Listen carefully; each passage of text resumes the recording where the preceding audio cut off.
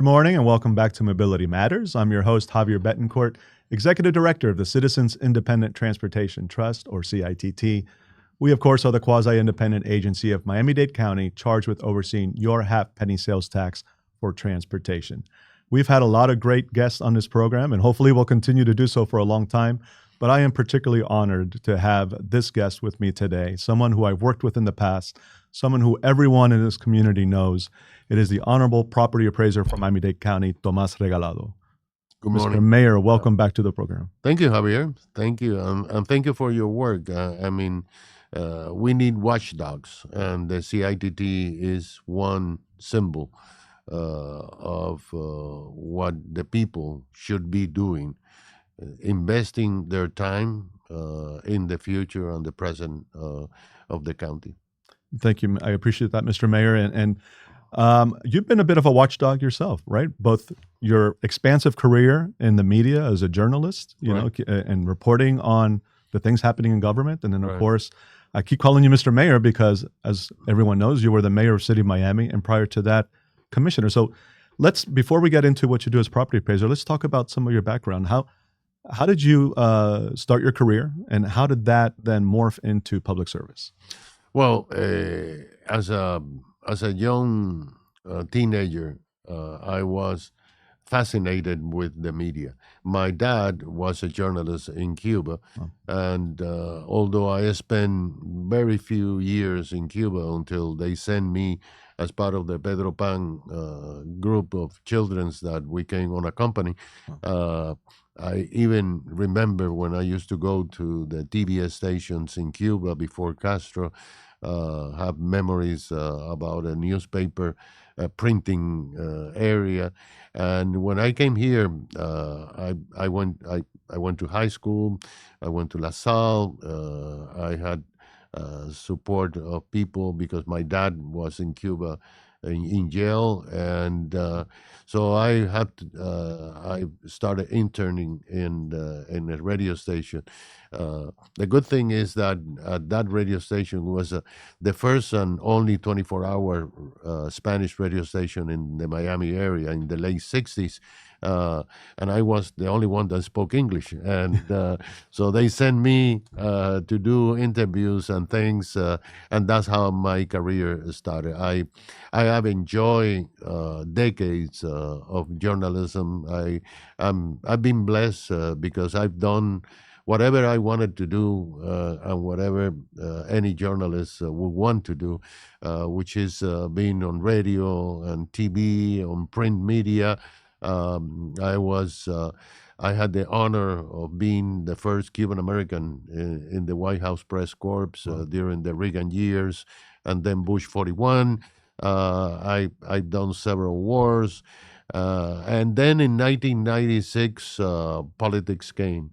There was an opening in the City of Miami Commission where I grew up all my life. I've never been outside the City of Miami as a resident since I came from Cuba as a teenager. I got married in the City of Miami. I had my children in the City of Miami. So I was interested in politics. I ran on a citywide election because at that time there were no districts, and I was elected. When I came in, the city was going into difficult times, and the thing is that I enjoyed that. I was able to continue my radio show. I did that for 12 years, and then in 2009, just in time with the bubble, I was sworn in as the 42nd mayor of the city of Miami. But as a commissioner, one of the things that I did in terms of quality of life was the trolleys. Yes. You know, the trolleys was something that for us was something new. It's part of the half a penny transportation tax, but it worked. People were very skeptical. Right. What are we What are we going to do? We have to police those trolleys. If those trolleys are free, then bad people will get in. And this and that. None of those fears came through. Of course. People used a lot. And then during my years as mayor, different city commissioners say, okay, we need one in the health district. We need one in Flagami. We need one, and we started with the Coral Way route.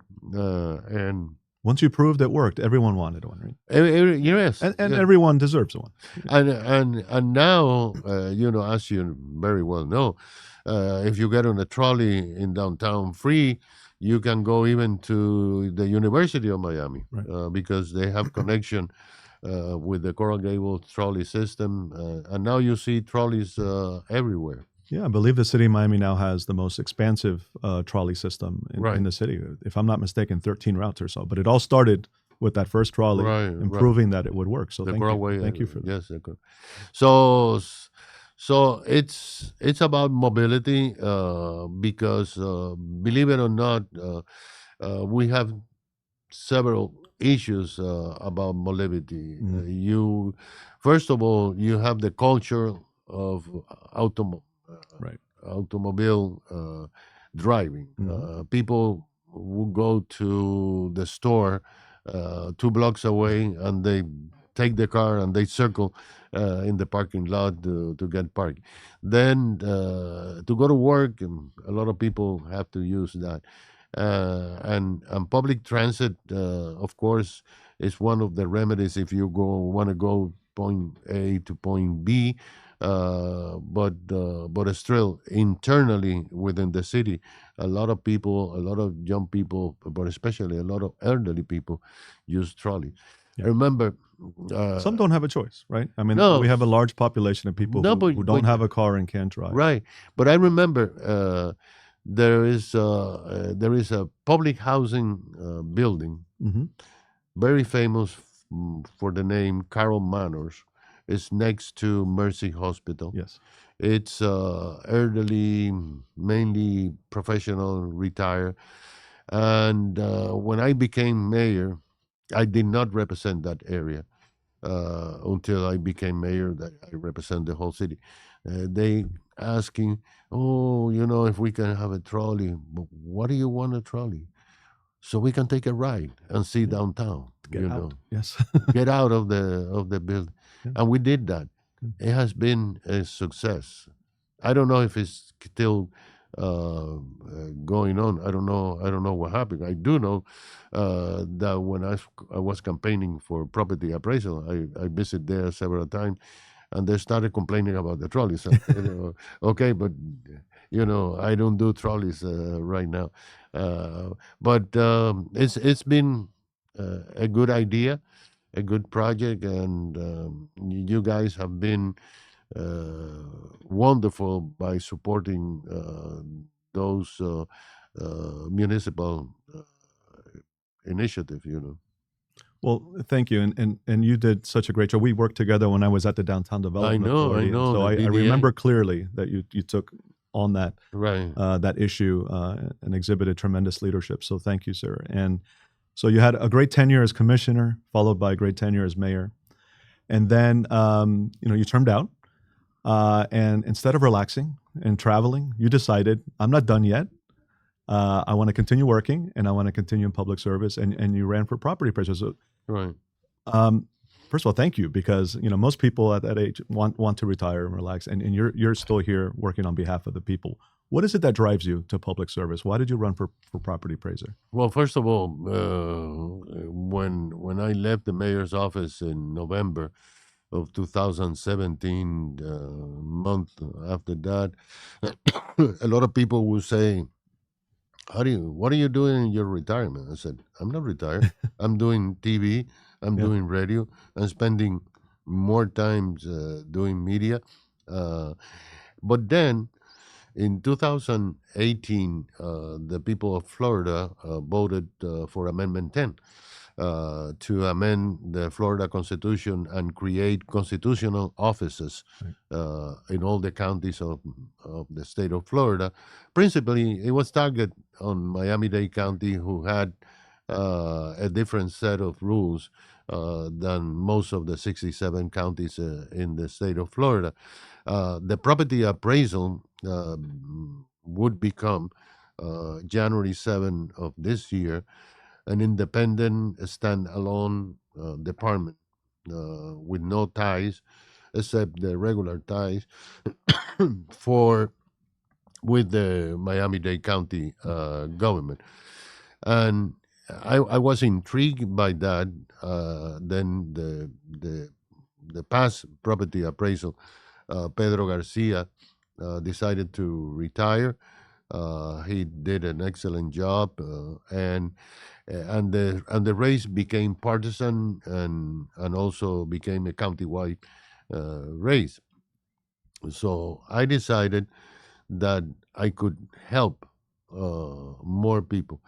I had a training in the city of Miami where we took care not on the huge projects, international Right. things, Shiny all things, that, yes. but sidewalks and pick up the trash and different details of your daily life. And I noticed that we had a housing crisis, a housing crisis that if we did not address or try to do something, a lot of people not only will lose their homes, which a lot of people are losing their home, but also the most important thing is that our children and our children's children would not be able to be part of the American dream and have a home here because of affordability. And I decided to give it a try. And when I campaigned, the single most important and reoccurring complaint or request, property taxes. Well, I guess that the stars are aligning now because there is a statewide conversation about property taxes. Right. In fact, as we speak, as you know, there are several bills in the state legislature, excuse me, that deal with property taxes. And what we have seen, Senator Avila the past week said that all the bills will be examined and maybe have an omnibus bill to do something about property taxes. Now, why this is important? I understand that, and I do understand because I come from a municipality, that property taxes are paramount for local government, for services, and all that. But at the same time, we have to understand that we cannot try, excuse me, Okay. the flu season is around. We cannot kill a city to save a government. And so we have to find some relief. There's not much that the property appraisal can do to fix the insurance crisis. We know that. The legislature is trying to do their best. But on property taxes, although we don't set the numbers, we set the values. We are the first step for property taxes. In all the taxing municipalities, we have 34 municipalities. We have the school board, we have the children trust, we have the county government, we have the South Florida Water Management, who are taxing authorities. And I think that and this is what brings us to mobility. You know, the state statutes says that we, as property appraisers of the state of Florida, have to guide by 8 rules. excuse me, That's okay. Have some water, please, if you need. have to guide by 8 rules.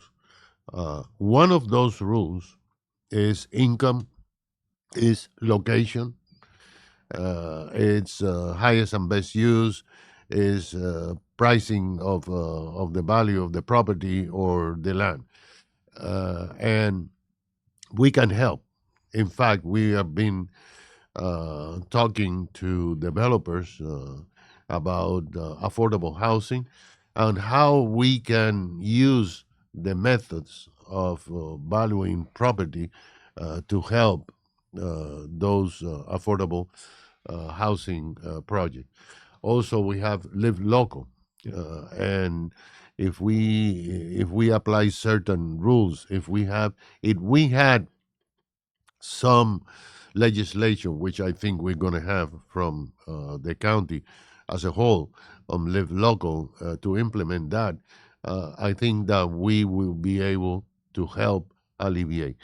And all that we have to do, Javier, all that we need to do is, first of all, follow the market. The market now is not as hot as it used to be. It's cooling off a little. Yeah. It's stabilizing. But by income, by climate change, by the cost of operating a condo building. So all these factors are being studied by our team, and we believe that if we lower the values, we can have more inventory, we can have more development, we can have more housing, and especially if we do it, especially on the transit area.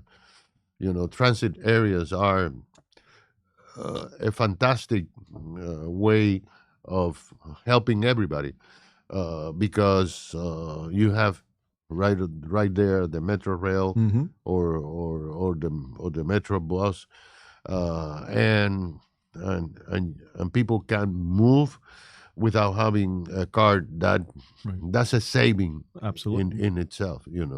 The second largest expense of most families is transportation. So first is housing. Right. So we got to tackle the housing costs and taxes and insurance. And then the second largest cost is transportation. So I think what you're saying is people who live near a transit station, number one, if you're able to make it affordable housing, great. They're saving money there, but then they could also save money on transportation by not needing a car. If you can hop on Metro Rail, get to work, get to school, get to a grocery store through some combination of the county transit and the city systems, then that is a huge expense that you no longer have to carry, right?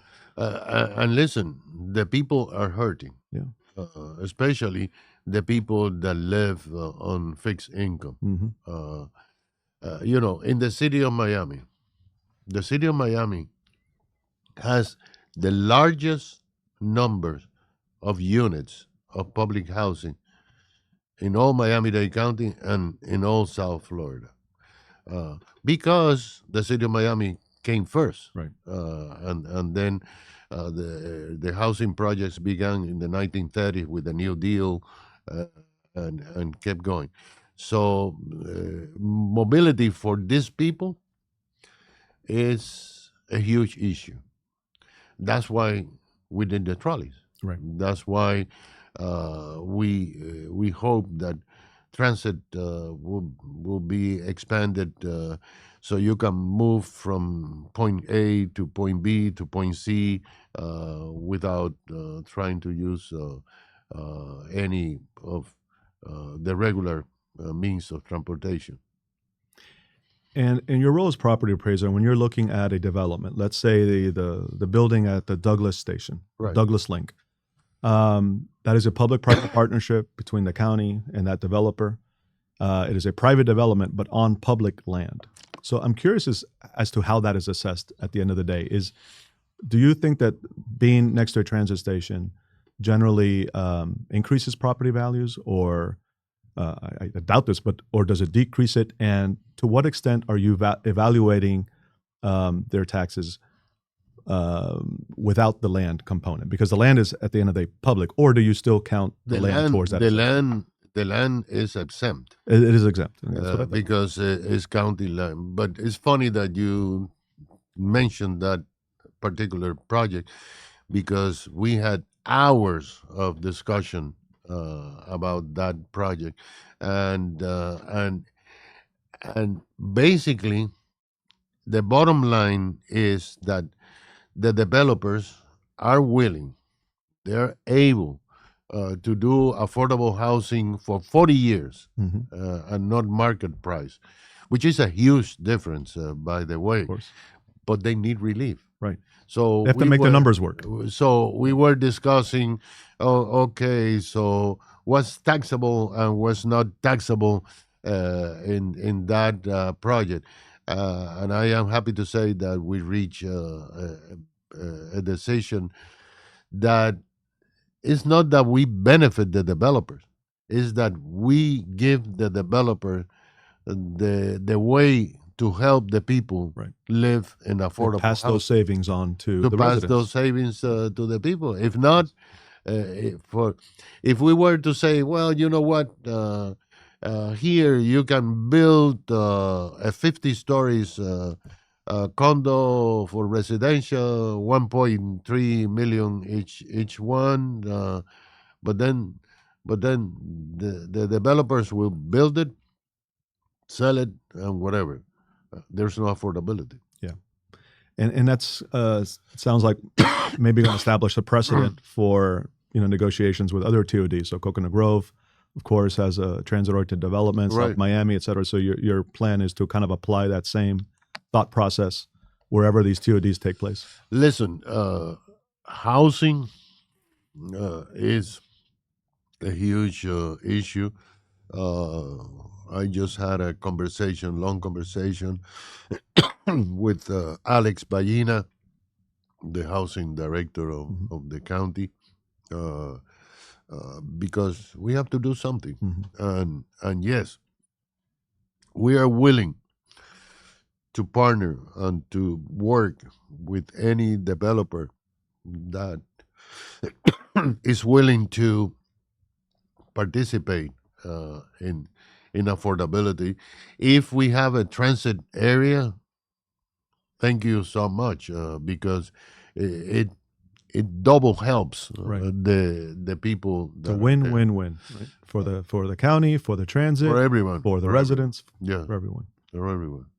Well, excellent. Well, I'm glad you're involved in those conversations and being a part of the solution, because I do think that TODs, if we're going to continue to grow in Miami, people keep wanting to move here, but we can't grow out. We have to grow Right. up.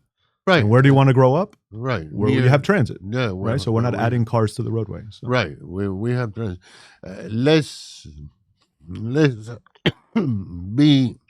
Let's be honest. Mhm. People don't like to walk here, Right. so we have to facilitate transit other than automobiles. Absolutely. Mr. Mayor, we only have a few short seconds left in the program, but I want to give you an opportunity to talk about what you would probably say is your greatest accomplishments in life, and that's your family. So you were inspired by your father, and I know that your children have been inspired by you into public service. I work with one of them in particular very Yeah. closely. Tell us about your family and your children. And, Well, I have three fantastic children. Like I said, I got married in the city of Miami, in a church in the city of Miami. My children were born in the city of Miami. They are native Miamian, but they probably said that they are Cuban Americans.